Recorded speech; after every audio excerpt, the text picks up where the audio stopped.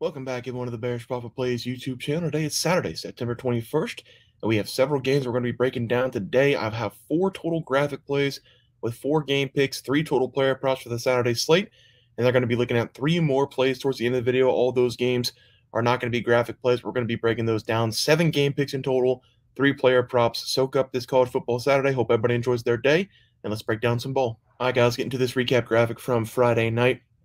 Had some Wi-Fi issues, so I was going to record earlier. That's why the graphics not updated. But right now, 2-0 on the player props. Kyle McCord went over 291.5, was 298.5 at game time, but it didn't matter. He threw for 330. Syracuse did lose outright to Stanford. We had them minus 8.5. Really, Syracuse, they could have won that game. I don't know if they would have covered, but Kyle McCord made 2 really bad mistakes. One was an interception in the second half, went back for a touchdown. The tight end, I'm not sure if he had a choice route or not, but Kyle McCord threw it. He thought it was going to be an out route or a sit-down route for 12 yards. It was 3rd and 12 instead. Tight end kept running.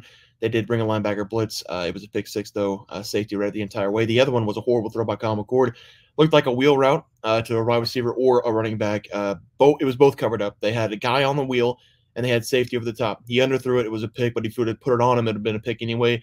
He had 2 guys in the flat as well. So really, Kyle McCord screwed Syracuse in that game. Did hit over on the player prop, though, so that's good for us. Right now, Nebraska is in a battle with Illinois. 24-24, Nebraska just got a really crucial strip sack with 8 minutes left as Illinois was driving. So that game's going to be close. Don't know if we're going to be able to cover the spread of 8, but Nebraska might win. And again, both player props already hit.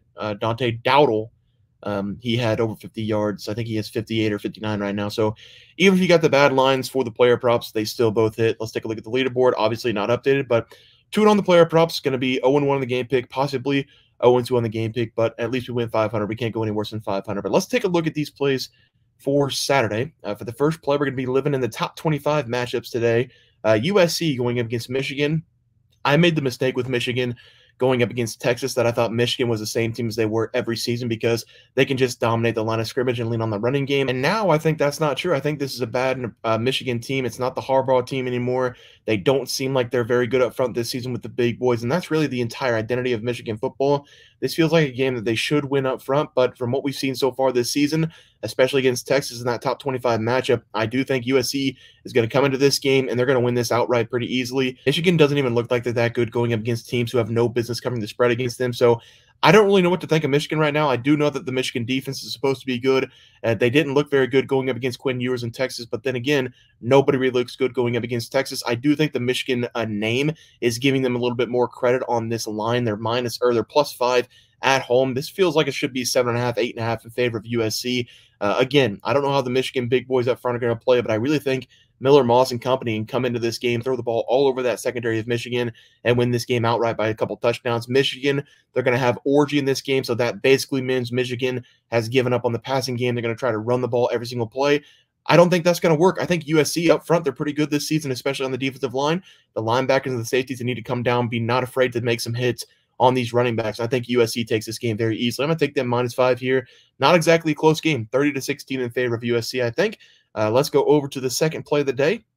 Another top 25 matchup between Utah and Oklahoma State. Both of these teams have looked pretty good this season, and Utah has looked really good with Cam Rising as their quarterback. He's back in this game after the injury. I would love to back the Cowboys at home in this game, but I'm going to take the -2.5. Everybody knows that having a home dog in college football is really nice to have, especially whenever you're betting. But I think Utah is just a better overall team, especially with Cam Rising back in this lineup at quarterback. He just does everything so smoothly. Everything operates perfectly with him in there. This is going to be a battle between 2 grown-ass men, the quarterback. I think the combined age is 48 years old between Bowman and Rising. So we should see some good quarterback play. I really think Utah is going to flex a little bit, though, on the defensive side going up against Oklahoma State. I think that defense will be able to get a little bit more stops than Oklahoma State, and I really don't know if Oklahoma State can stop Cam Rising. They've been bad defensively all season long, giving up an average of 500 yards per game on defense. In the offense, they have been able to answer whenever this defense lets them down. They've scored 42 points per game, but this Utah defense, they can cause some problems for OK State. I do expect this to be a pretty competitive game, but I'm going to take the Utah Utes here, 31-23 as the final score. Let's go over to the third game of the day. Another top 25 matchup between the Tennessee Volunteers and the Oklahoma Sooners. This game is going to be very interesting. I think a lot of people are going to side with Oklahoma because this is going to be a home game for them, their first SEC test of the new conference. I think this is go one of 2 ways. I think it can only go 2 ways, though. Where are they going to get Tennessee in a blowout, or Oklahoma's going to find a way to pull off the upset and beat Tennessee at home. It all depends on the first quarter, and it really all depends on how good I think this Tennessee team is, because right now I would put them as the #1 seed in the college football playoffs. The quarterback for Tennessee, Nico, he's been unbelievable this season. He really hasn't been able to show off his talent all the way because they've just been dominating every opponent they see. They took down NC State. I believe they were ranked at the time, but they took them down 52-10, and only one touchdown was scored for NC State. That was a pick six. So not only does Tennessee have one of the most explosive offenses in the country, averaging 600 yards per game, they also have maybe one of the best defenses in the country as well. So I will say they haven't played any really good opponents. The best opponent they've played is NC State. They had an unfair advantage going up against Kent State, who I said last week is one of the worst teams in college football. So the numbers, they are a little bit skewed for Tennessee. They're averaging a little bit more than what they're probably going to average on the season. But if you like Oklahoma, I haven't been impressed. So if you like them, I understand with the skewed numbers, but I haven't been impressed with them. They look decent going up against Tulane in their last game, but they should have dominated Houston at home, and they didn't. They almost lost that game. They only scored 16 points against that Houston defense. Tennessee is massive up front on both sides of the ball. They have skill players, some players that would probably start on some of these other SEC teams that are going to be coming off the bench on both sides of the ball, defensive and offensive. They are loaded with talent. They have unlimited resources on both sides of the ball. I just don't think Oklahoma can keep up. I really think it's going to be a rout for Tennessee. They're looking really good this season. I'm going to take them to win 41-24, but only 24 by Oklahoma because they get some points late. Give me Tennessee -7 as the play there. For the last graphic play, it is not going to be a top 25 matchup, but I'm going to take the home team, the home dog, BYU, to win this game outright. The BYU Cougars this season, they have not been the favorites in a lot of their games, but they just keep on rattling off these wins as underdogs. It's been that way for the last couple seasons. BYU is now 3-0, and the only real test they've had this year was against SMU, but it was a road game for them. They handled business. They were the underdog. They took that game outright. That was back on the 31st. Kansas State, they're coming into this game after a massive win going up against Arizona, and this is what they like to call a letdown spot because BYU, they're a frisky team, and they could easily win this game outright. BYU is going to have to try to control the line of scrimmage in this game with Johnson in the backfield running for Kansas State, the dual-threat quarterback. If they can find a way to bottle him up, I really think that's going to be the key for this game because if he has nowhere to run, he has shown that he makes a lot of mistakes throwing in the pocket, having a lot of interceptions and fumbles this season. I also think that BYU can take advantage of the Kansas State defense, who I'm still not sold on for that secondary. I don't think they're very good. Even though Arizona was unable to get a lot going, I do think BYU, who's coming in with a 30th best pass attack so far this season, averaging nearly 300 yards in the air per game, I do think they will be able to get something going against Kansas State. I love their head coach as well. He's a player coach. He's full of energy. Kalani Sitake, he is so fun to watch. I think BYU takes this game at home. I'm going to take the points, but I'm going to sprinkle on the money line. BYU plus 6.5 as the play. Sprinkle on the money line. Kansas State 27, BYU 28 final score there. Let's go over to some player props for Saturday. We have 3 plays in total, and we're going to start with Miller Moss, a game I've already broken down. USC going up against Michigan. We're taking the over 258.5 passing yards going up against that secondary of Michigan. Michigan, I believe they're now being overhyped. They are still talked about as one of the better teams in college football, but I don't think this is a top 25 team. That Texas game told us a lot. They got bullied on both sides of the ball. They still have very good individual players on the defensive side. Some of them will be playing in the NFL, but as a team, they really haven't looked that good against the passing game. I guess I can't really say that because they looked okay going up against some of those teams that they're supposed to dominate, but high-powered teams like Texas, they looked bad against them, and I think USC can do the exact same thing in this game. Quinn Ewers, he picked apart that defense in week number 2, and I'm not saying that Miller Moss is on the same talent level as Quinn, but I do think it's fairly close. He has been really good for USC in the first 2 games, especially going up against LSU, having nearly 400 passing yards in that game, having a 75% completion percentage. In the last game going up against Utah State, they scored 48 points to the team. The defense, they didn't allow any points, so they didn't really have to throw the ball. That's why he only had 229 yards in the air, but I like Miller Moss here to get the best of this Michigan defense. Over 258.5 passing yards as the play there.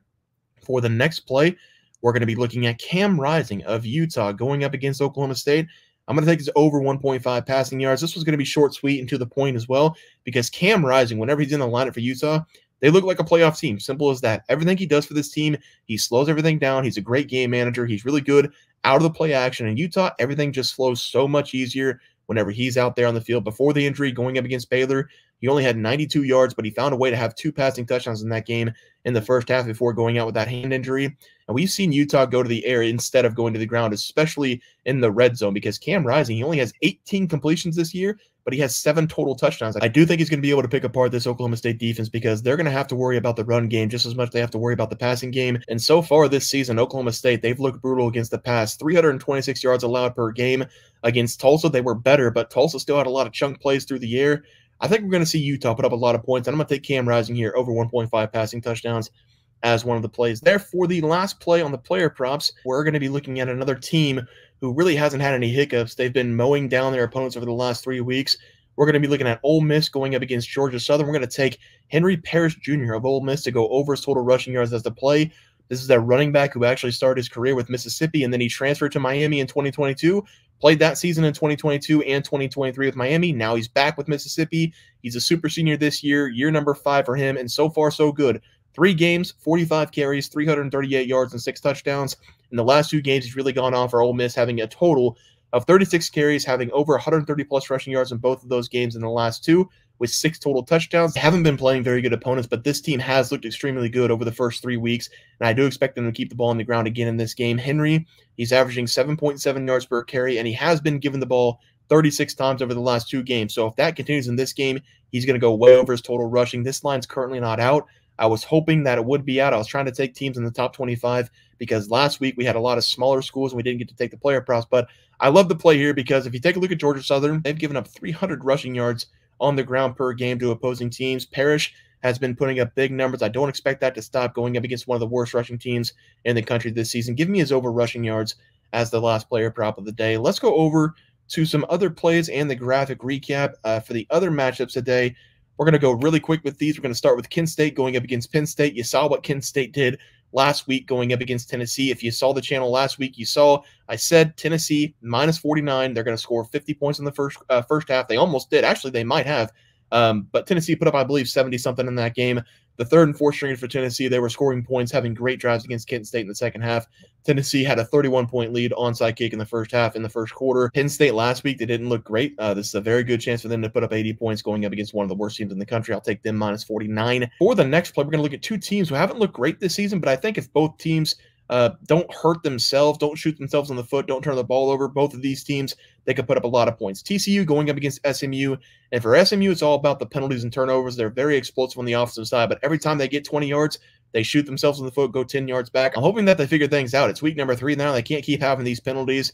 I'm going to take them to put up at least 35 points going up against TCU. TCU, I love their quarterback. If they wouldn't shoot themselves in the foot several times in that week 1 game against Stanford, they could have put up 50 points as well. But both these teams, I think they're very explosive. I think there's going to be a lot of points scored in this one, over 58.5 points as the play there. And for the last play, we're going to be looking at Missouri going up against Vanderbilt. And oh boy, did Vanderbilt below 1 last week going up against Georgia Southern. And we had the over. It did catch, thankfully, but I almost took Vanderbilt outright to cover the spread. They lost that game outright as the favorite. I don't know about this team anymore. The defense, they look horrible going up against a team who I think is really bad this season. I still love Diego Pavia. I'm sure he's going to be able to keep Vanderbilt in this game for the first half, but I'm going to take Missouri here. Team total over. It's currently sitting at 36.5 points. We just need 5 touchdowns and a field goal out of this Missouri team. Feels like a lot. I understand that for a team total, but if you look at that game against Boston College, it took them a little bit to get going, but they're very explosive. They got one of the best quarterback wide receiver duos in Brady Cook and Luther Burden as well. So I like Missouri to put up a lot of points against that defense of Vanderbilt, who looked horrible last week. Over 36.5 points as the play there. Let's take a look at all the plays. I had to make sure and look this up and make sure I didn't make a mistake because I thought I was losing my mind, but I just put plus on these instead of minus. But I've got minus 5.5 USC. Utah, they're currently minus 1 going up against Oklahoma State. Tennessee, minus 7 going up against Oklahoma. BYU, plus 6.5. Penn State, minus 49. Missouri, team total over 36.5. And then the over 58.5 points between TCU and SMU. We have Miller Moss, over 258.5 passing yards against Michigan. Cam Rising, over 1.5 passing touchdowns against OK State. I'll play that up to 2.5. And then Henry Parrish Jr., over his total rushing yards. Still have not seen anything. I'm assuming it will be out, though, because it's the top 25 team on Saturday morning. Guys, that's going to do it for the NCAA football plays and props for Saturday, September 21st slated games. If you guys enjoyed the content, please sure to drop a like on this video and subscribe to the channel below. See you guys next video, and thanks for watching.